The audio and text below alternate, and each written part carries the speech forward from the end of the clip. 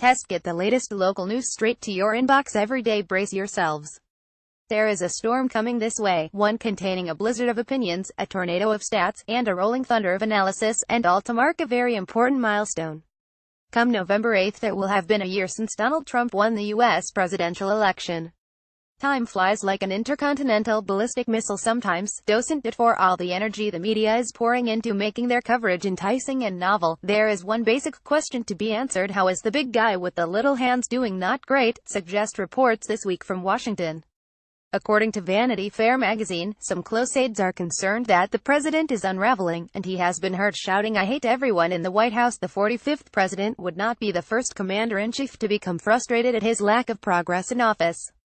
The first thing incumbents learn about the job of being the most powerful politician in the world is that they should not have been so quick to believe the hype. They realize that their reach has its limits, that they cannot govern alone, and that they have to be team players to get things done. If we know anything about the Donald, it is that he does not, as teachers say in report cards, play well with others. What made him a success in business, apart from that multi-million-dollar handout from Dad, was his determination to go it alone, to rush and where more cautious types feared to tread. In real estate, where Mr. Trump made most of his money, those are positive traits. Especially in the dirty old town that was New York of the 1970s, it took some nerve and a certain vision to pour money into dilapidated buildings in the expectation that better times were on the way. And anyway, if the worst comes to the worst in property, you go bust and start again. Politics is less forgiving. Mistakes here are as expensive as they come. Sometimes the loss can be measured in dollars and cents, sometimes it is in lives. Where Mr. Trump is being hit hardest is in the damage to his reputation. What America needed, he told the electorate, was a deal broker, a CEO who would make things happen. Drain that swamp, build that wall, spin that healthcare plan, make America great again.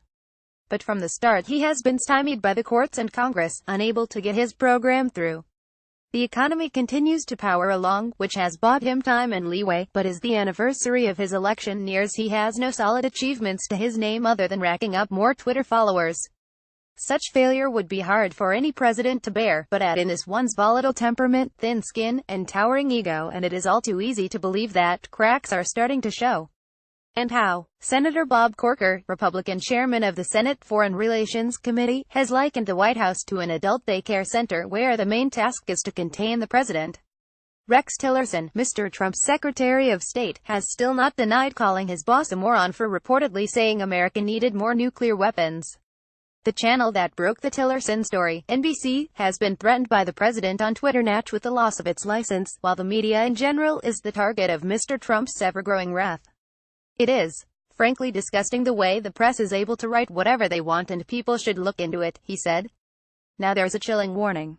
It is against this backdrop, a cynic would say, precisely because of this backdrop, that wily old British diplomats have let it be known that the president's visit to the UK next year will go ahead, but it will not be a bells and whistles, carriage down the Mall and golf at Balmoral affair.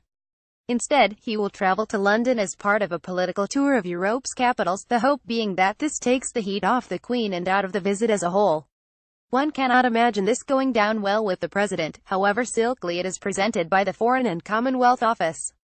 With little but headaches happening on the domestic front, Mr. Trump needs to busy himself internationally, preferably far away from the thorny areas of Iran and North Korea, and a tour of European capitals could be just the ticket. Even so, unless the FCO can put together a visit so low-key as to be almost invisible, protests are inevitable. For Mr. Trump and his administration, that is a problem for next year. For now, a certain electoral landmark, and a growing pile of woes, await his attention. Happy anniversary, Mr. President, don't bet on it.